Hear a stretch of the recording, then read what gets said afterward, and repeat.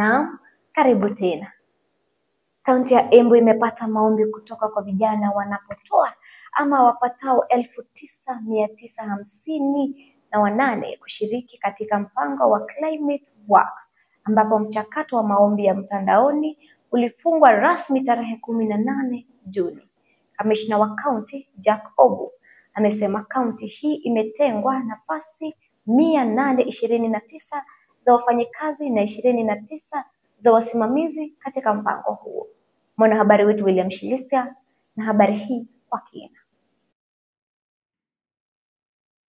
Jumla ya vijana 9,958 kutoka kaunti ya Embu wametuma maombi ya kushiriki katika mpango wa Climate Works, ambao mchakato wake wa maombi ya mtandaoni ulifungwa rasmi Juni tarehe 18. Kamishna wa kaunti Jack Obu alisema kuwa kaunti hiyo imetengewa nafasi 829 za wafanyikazi na 29 za wasimamizi. Alisisitiza kuwa nafasi hizo zitasambazwa kwa usawa kwa kuzingatia ushirikishwaji na usawa wa kijinsia katika wadi zote 20 za kaunti hiyo. So far tumepata idadi ya watu 9,958 wale wameapply kwa hii portal ya kuajiri vijana kwa hii kazi ya climate work. Na Embu County imepewa nafasi ya watu 829. Hawa ni wafanyakazi na pia supervisors 29. Na tumekubaliana leo kwamba tutagawanya hizi nafasi kwa kila ward kwa county. So inamaanisha kila ward itapata vijana 30 kwa sababu tuko na wards 20, so kila ward watapata vijana 30 kwa ile awamu ya kwanza, na pia supervisors, kila ward 1 supervisor. Lakini kuna wards ambaye wako na ile workload kubwa kushinda zingine. Kwa mfano Embu Town watapata idadi kubwa kidogo kwa sababu ya ile kazi kwa program ya kura na hata ya National Highways. Na pia Runyenjes Town pia watapata idadi kubwa kidogo kushinda ile 30 kwa sababu ya ile kazi za urban roads. Kuanzia leo tukipata ile list kutoka Nairobi, ile list ya vijana wale apply, sub-county committees chini ya wenyekiti wa Deputy County Commissioners wataanza kufanya recruitment. Na hizo recruitments itakuwa based kwa wards, kwa sababu tunataka vijana wakuwe recruited kwa zile mahali wanatoka. Mpango wa Climate Works ni sehemu ya juhudi za kitaifa za ulinzi wa kijamii unaolenga vijana wenye umri kati ya miaka 18 hadi 35. Lengo kuu ni kuwapatia vijana ajira za kila siku katika maeneo kama ujenzi wa barabara, upandaji wa miti na usafi wa mazingira. Nikiripotia Uvoro TV Business, William Shilisia.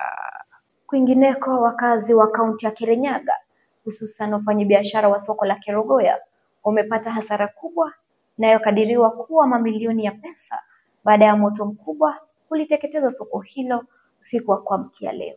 Moto huo ulizuka kwa ghafla na kusambaa kwa kasi, ukiharibu biashara mbalimbali ikiwemo nguo, chakula, viatu na useremala. Mwanahabari wetu Ann Mutunga na maelezo zaidi. Wafanyabiashara katika soko la Kerugoya, kaunti ya Kirinyaga, wamepata hasara kubwa inayokadiriwa kufikia mamilioni ya pesa baada ya moto mkubwa kuzuka na kuteketeza sehemu kubwa ya soko hilo. Moto huo ulianza ghafla na kusambaa kwa kasi, ukiangamiza biashara mbalimbali kama vile za nguo, chakula, viatu na seremala.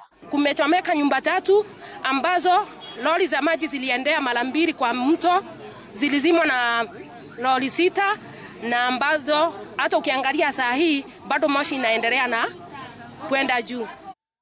Wafanyabiashara wengi walipoteza bidhaa zao, huku wengine wakibaki bila njia yoyote ya kujikimu. Baadhi ya wafanyabiashara hao walieleza masikitiko yao na kukashifu serikali ya kaunti ya Kirinyaga kwa kile walichokitaja kuwa ni uzembe mkubwa.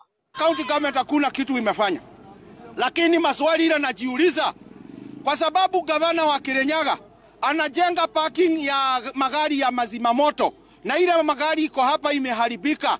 Magari ya mazima moto ndio iko na haja, ama ni nyumba yenye anajenga ya milioni 200? Magari ndio ina haja. Wamedai kuwa gari la zima moto halikuwasili kwa wakati, hali iliyochangia moto huo kuenea zaidi na kuleta uharibifu mkubwa. Tukiitisha gari ya moto haikupatikana, inasemekana imeharibu kitu ya laki mbili. Ile tunauliza laki mbili kwa kaunti, hiyo ni pesa gani bana? Hapo hakuna kitu bana. Watutengeneze gari, huu ni moto wa mara ya 3, gari haitusaidii, tunasaidiwa na gari kutoka Embu, MC anaitisha ingine Nyeri, tusaidiwe na gari yetu. Wameitaka serikali kuiweka mikakati ya dharura yenye ufanisi ili kukabiliana na majanga kama haya kwa haraka. Tuko na huzuni kama wakazi wa Kirinyaga na tunataka gavana afanye kitu. Nikiripotia runinga ya Ugoro, jina langu ni Anne Mutunga. Katika eneo bunge la Nambale, kaunti ya Busia, wazazi wamelaumiwa kwa kutelekeza majukumu yao ya ulezi, hali ambayo imeathiri masomo ya wanafunzi na kuwasukumiza wengi kuelekea katika mienendo mbovu. Naibu Kamishna Caroline Onchonga ameendelea kusema kuwa wazazi wanawanyima watoto haki za kimsingi. Tupata habari zaidi kwa kina kutoka kwa mwanahabari wetu Stacy Karemi. Wazazi katika eneo bunge la Nambale, kaunti ya Busia, wamelaumiwa sababu ya kutelekeza majukumu yao ya ulezi, hali ambayo inaathiri masomo ya wanafunzi, huku wengi wakijiingiza katika mienendo potovu.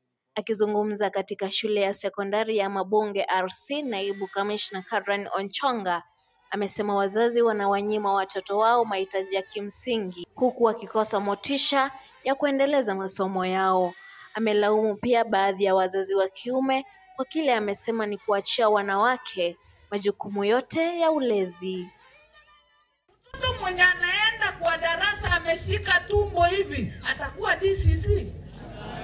Mtoto mwenye anaenda anafukuswa leo, kesho kutwa atakuwa mtu hapo? Sasa hiyo ndio barabara nilikuwa nakuambia, lazima utoe mchango wako kama mzazi. Hakikisha mtoto yako ako na mahitaji zote. Hakikisha umesaidia watoto wako. Namba 2, discipline ya mtoto kama umwangalii. Iko wazazi hawataka kujua mtoto analala wapi, hataki kujua ameenda wapi. Kazi yake bora tu aonekane alisaa, aitwe baba fulani. Stacy Karemi, Voro TV Business.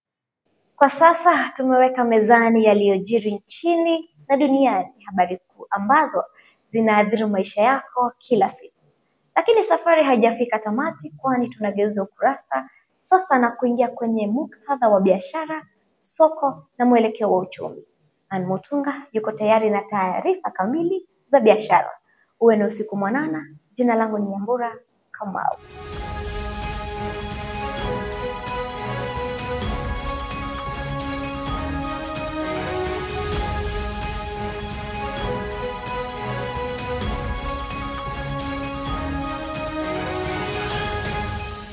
Asante sana kwa taarifa hiyo mwenzangu, kwa kutuandalia muktasari mzuri wa habari kuu za siku.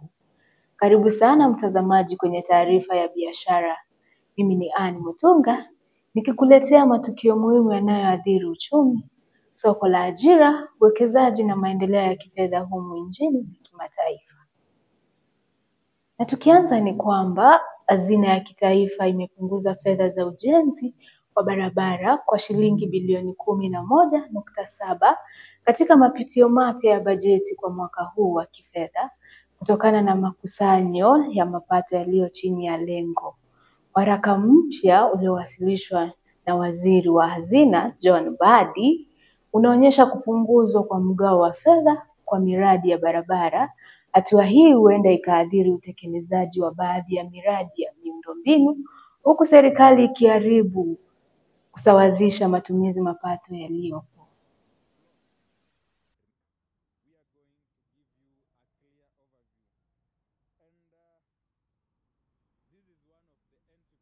Na tukiendelea mtazamaji, sasa tuangazie hali ya biashara na mifugo katika jimbo la Embu, hususan katika soko la Kiritiri. Bei za mifugo zimekuwa zikibadilika kutokana na msimu na mahitaji sokoni. Mwandishi wetu John Nyaga ametuandalia taarifa kamili kuhusu mwenendo wa bei na shughuli za biashara katika soko hilo maarufu la mifugo.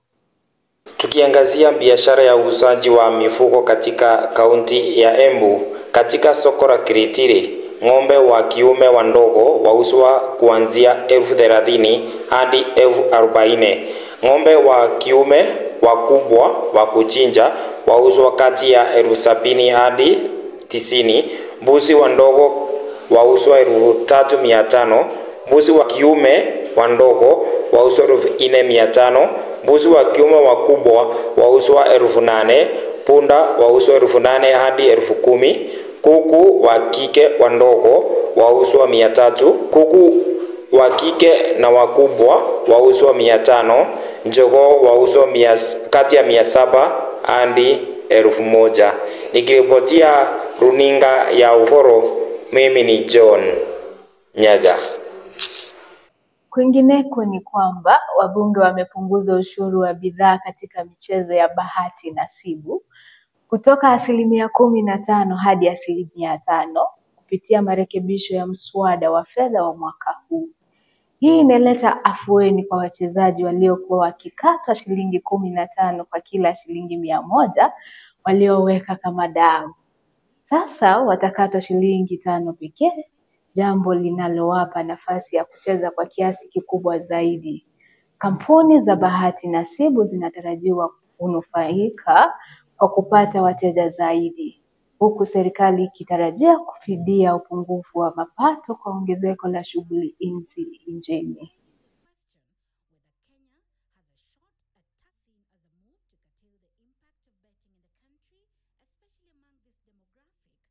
Tunapofunga taarifa za biashara usiku huu, kumbuka uwekezaji bora zaidi ambao unaweza kufanya ni kujiwekeza binafsi. Endelea kujifunza, kuwa na mikakati bora na kila hatua ikusogeze karibu na mafanikio yako. Asante kwa kuwa nami na kutakia mafanikio mema katika shughuli zako za kibiashara. Usiku mwema, mimi ni Anne.